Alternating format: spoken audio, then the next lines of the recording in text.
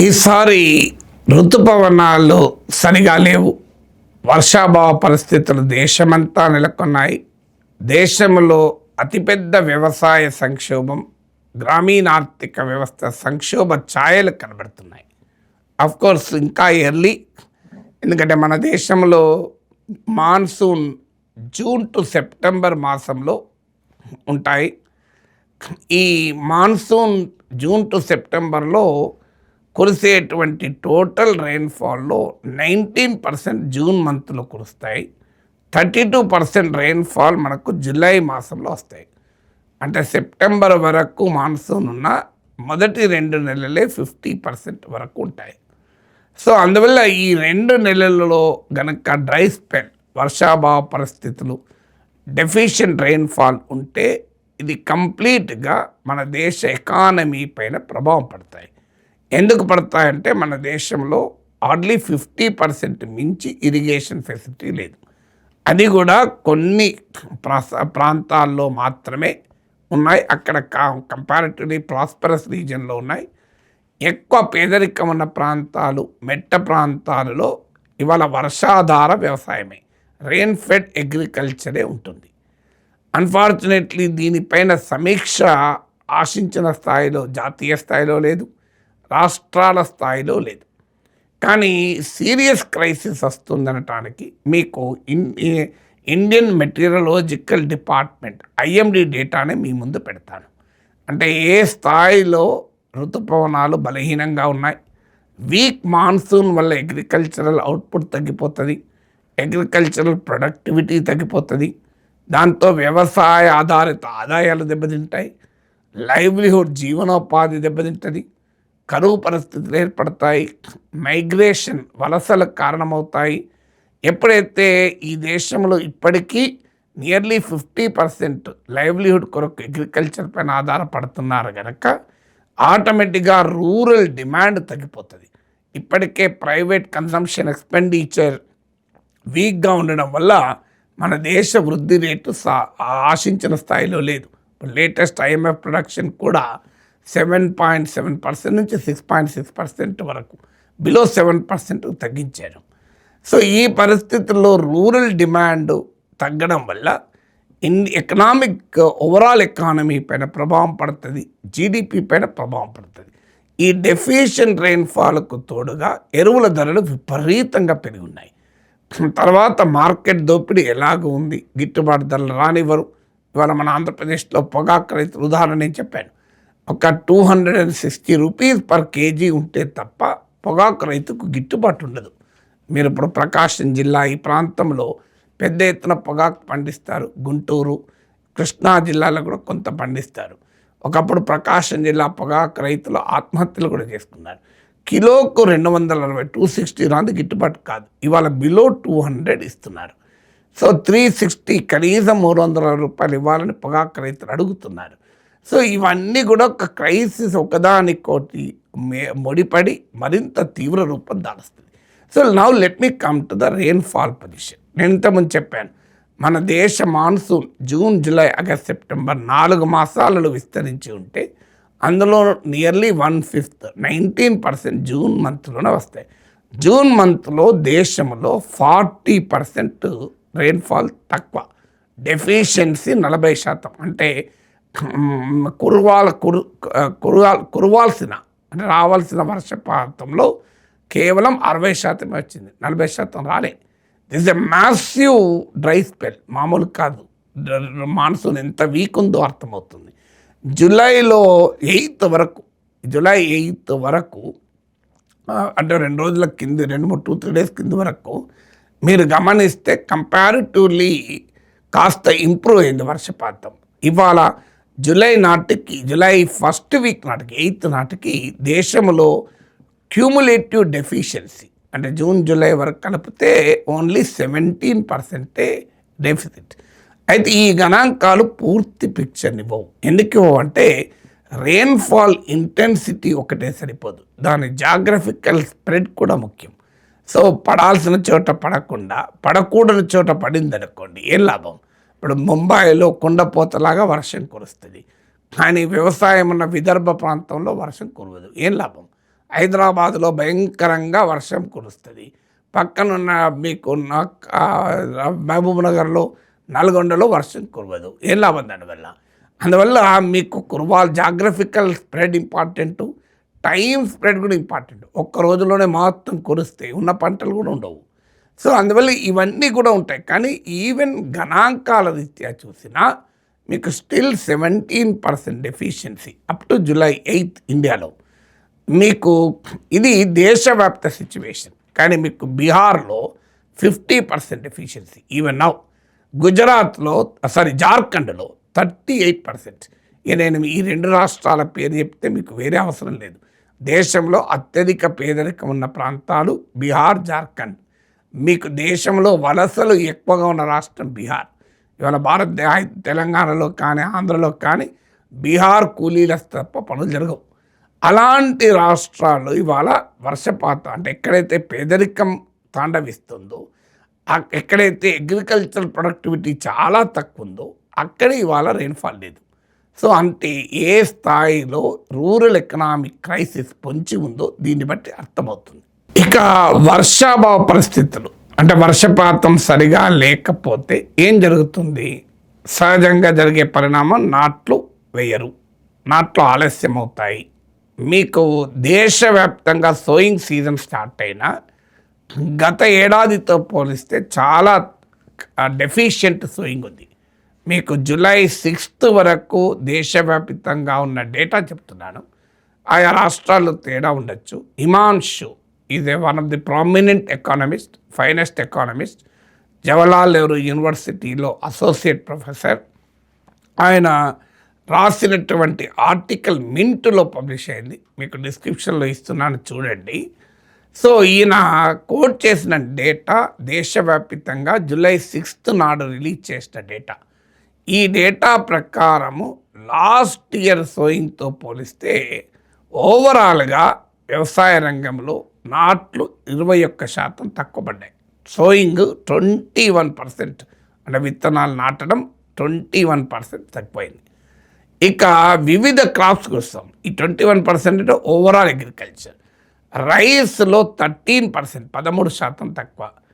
Pulses పప్పు దినుసుల్లో 22% తక్కువ. Oil seeds మీకు ఎడిబుల్ ఆయిల్ వంట నూనెల కొరకు ఉపయోగపడే నూనె గింజల విషయంలో 39% తక్కువ. మీ కాటన్లో 23% తక్కువ. అంటే ఎంత డెఫిషియెంట్ ప్రొడక్షన్ ఈసారి ఉండవచ్చో చూద్దాం. అంటే దేశంలో ఇది ఖచ్చితంగా అగ్రికల్చరల్ ప్రొడక్షన్ తగ్గిస్తుంది. ఫలితంగా ఏం జరుగుతుంది? మీకు డిమాండ్ సప్లై మిస్ మ్యాచ్ అవుతుంది. రైతులకు గిట్టుబాటు రాదు. అంటే వాళ్ళు పెట్టిన ఖర్చులు ఎక్కువ ఉంటాయి, పంట దిగుబడులు తక్కువ ఉంటాయి. ఓవరాల్గా ఉత్పత్తి తక్కువ అయ్యే వరకు ధరలు కూడా గణనీయంగా పెరుగుతాయి.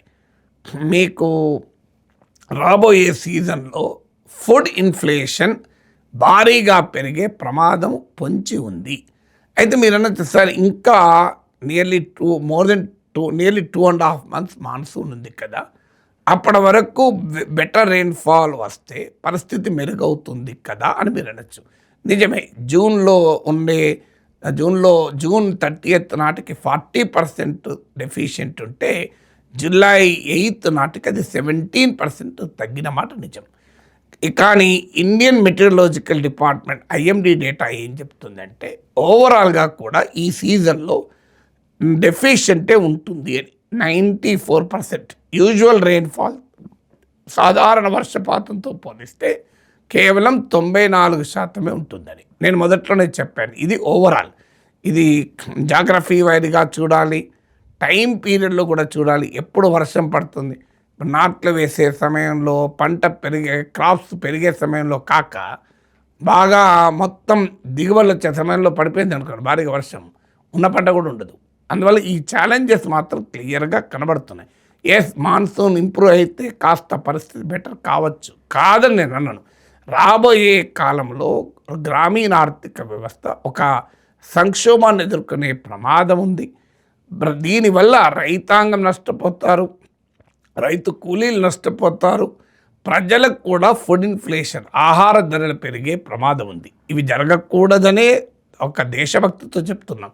ఇదేదో జరుగుతున్నాయి అని చెప్పడం లేదు, జరిగే ప్రమాదం ఉందని గణాంకాలతో సహా మీ ముందు ఉంచుతున్నాను. అందుకే మాన్సూన్ రికవర్ అయితే ఈ కండిషన్స్ కాస్త బెటర్ కావచ్చు, కానీ డెఫినెట్గా మీకు ఇండియన్ మెటీరియలాజికల్ డిపార్ట్మెంట్ డేటా ప్రకారం వర్షాభావ పరిస్థితి తప్పదు. డ్రై స్పెల్ ఆల్రెడీ మీకు సోయింగ్ లేట్ అవుతుంది కనుక ఎంతో కొంత ప్రొడక్టివిటీ లాస్ తప్పదు. మీకు ఈ పరిస్థితుల్లో అగ్రికల్చర్ ప్రొడక్షన్ గతం ఏడాదితో పోలిస్తే కాదు, ఎక్స్పర్ట్ చెప్పేది లాస్ట్ 5 yearsలో కూడా లోయెస్ట్గా ఉండేటువంటి అవకాశం ఉంటుంది అని. సో ఇదే పరిస్థితి ఏర్పడితే నేను ఇంతకుముందు చెప్పినట్లు రైతుల ఆదాయాలు దెబ్బతింటాయి, వ్యవసాయ కూలీల ఆదాయాలు దెబ్బతింటాయి, ప్రజలకు ఆహార ధరలు కూడా పెరుగుతాయి. మీకు కొంత మేరకు ఊరట కల్పించేది ఏంటంటే రైస్ అండ్ వీట్ మన దేశంలో స్టాక్స్ ఉన్నాయి. ఎందుకంటే మనం పబ్లిక్ డిస్ట్రిబ్యూషన్ సిస్టమ్ ద్వారా సప్లై చేస్తారు కనుక మన ఎఫ్సిఐ గోడౌన్లలో స్టాక్స్ ఉన్నాయి. ఆహార ధాన్యాల వరకు కాస్త ఇబ్బంది ఉండకపోవచ్చు, కానీ పల్సెస్ అండ్ ఆయిల్ సీడ్స్, పప్పు దినుసులు, నూనె గింజలు మనం ఎక్కువగా దిగుమతులపైన ఆధారపడతాం. సో దీనివల్ల హయ్యర్ ఇంపోర్ట్స్ అవసరం ఉంటుంది, దాంతో ఇంపోర్టెడ్ ఇన్ఫ్లేషన్ వస్తుంది. మీకు పల్సెస్ అండ్ ఆయిల్ సీడ్ ధరలు ఇంకా పెరిగే అవకాశం ఉంటుంది. సో అక్కడ ఛాలెంజ్ అనివార్యంగా ఫారిన్ ఎక్స్చేంజ్ ఎక్కువగా ఖర్చు పెట్టాల్సి ఉంటుంది. ఇప్పుడు ఈ డెఫిషియెంట్ రెయిన్ఫాల్కు తోడుగా ఇంకొన్ని సమస్యలు కూడా వచ్చాయి. ఒకటి, ఫెర్టిలైజర్ ప్రైసెస్ విపరీతంగా పెరిగాయి. వెస్ట్ ఏషియా వార్ వల్ల మీకు ఎరువుల ధరలు భారీగా పెరిగాయి. ఎరువుల కొరత కాస్త తగ్గచ్చు, కానీ ఎరువుల ధరలు అయితే ఇప్పటికీ తగ్గిన వాతావరణం లేదు. దీనికి తోడు ప్రభుత్వం ఫుడ్ సబ్సిడీస్ని తగ్గిస్తోంది. నేను ఇదే బడ్జెట్ అప్పుడు చాలాసార్లు చెప్పాను, బడ్జెట్లో గణనీయంగా ఫుడ్ సబ్సిడీస్ పైన కోత విధిస్తున్నారు. సో అంటే ఒకవైపు రైతులపైన ఆర్థిక భారం పెరుగుతోంది, మీకు ఆహార సబ్సిడీలు తగ్గిపోతున్నాయి.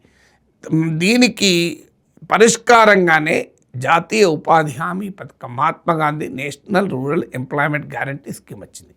కానీ అక్కడ కూడా ప్రభుత్వం ఇటీవల ఆ పథకానికి మంగళం పాడి విబిజీ రామ్జీ స్కీమ్ తెచ్చింది. ఇది మీకు national rural employment guarantee programme లాగా ఎంటైటిల్మెంట్, పని కల్పించడం తప్పనిసరి కాదు, ఓన్లీ నిధులున్న మేరకు పెడతారు. అందులో బీజేపీ పాలిత రాష్ట్రాలు కూడా ఈ పథకం పట్ల అనాసక్తితో ఉన్నాయి. బీహార్, మధ్యప్రదేశ్ రాష్ట్రాల సీఎంలకు కూడా, బీజేపీ సీఎంలకు కూడా అభ్యంతరాలు చెప్పారు. ఎందుకంటే 40% వరకు రాష్ట్ర ప్రభుత్వాలపైన భారం అవుతుంది.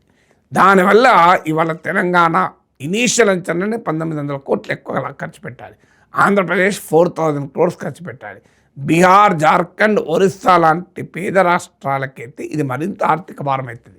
మీకు అక్కడే పేదరికం ఎక్కడుంది, అక్కడే ఇవాళ రెయిన్ఫాల్ డెఫిషియన్సీ కూడా ఎక్కువ ఉంది. సో అందువల్ల మీకు భారతదేశంలో డేటా ఏం చెప్తుందంటే గ్రామీణ ప్రజల ఆదాయంలో 50% నాన్ ఫార్మ్ ఎంప్లాయ్మెంట్ వల్ల, అంటే వ్యవసాయేతర ఉపాధి వల్ల 50% వస్తుంది. అంటే ఇలా గ్రామీణ ప్రాంతాల్లో 1000 రూపాయలు సంపాదిస్తున్నారంటే సగటున 500 రూపాయలు అగ్రికల్చర్ ధర వస్తాయి, 500 రూపాయలు నాన్ అగ్రికల్చర్ ధర వస్తుంది. కానీ అన్ఫార్చునేట్లీ ప్రభుత్వం ఈ నేషనల్ రూరల్ ఎంప్లాయ్మెంట్ గ్యారంటీ ప్రోగ్రాంకి మంగళం పాడి విబిజీ రామ్జీ తేవడం వల్ల ఇవాళ ఆ నాన్ ఫార్మ్ ఎంప్లాయ్మెంట్ కూడా దెబ్బతింటుంది. చూడండి మీరు, క్రైసిస్, ఫుడ్ సబ్సిడీ తగ్గాయి, నాన్ ఫార్మ్ ఎంప్లాయ్మెంట్, వ్యవసాయేతర ఉపాధి తగ్గింది, వ్యవసాయ దిగుబడులు పడిపోతున్నాయి, ఫెర్టిలైజర్ ప్రైసెస్ పెరిగిపోతున్నాయి, పల్సెస్ ఆయిల్ సీడ్స్ ఇంపోర్ట్స్ పెరిగి ధరలు పెరిగిపోతాయి. ఈ క్రైసిస్ వస్తుంటే ఎక్కడన్నా మీరు పత్రికల్లో, టీవీలో చూసారా? ప్రధానమంత్రులు, ముఖ్యమంత్రులు సీరియస్గా సమీక్ష చేసి యాక్షన్ ప్లాన్ రూపొందించి రాబోయే క్రమంలో రైతుల్ని, ఇటు సామాన్య ప్రజల్ని, రైతులోమో ఇన్కమ్ సెక్యూరిటీని ఎలా కాపాడాలి, సామాన్య ప్రజల ఫుడ్ సెక్యూరిటీ ఎలా కాపాడాలి అని సీరియస్ సమీక్ష ఎక్కడ జరుగుతుందా? మీరే చూడండి, జరుగుతుందో లేదో మీకే తెలుసు. ఏం చేయాలి?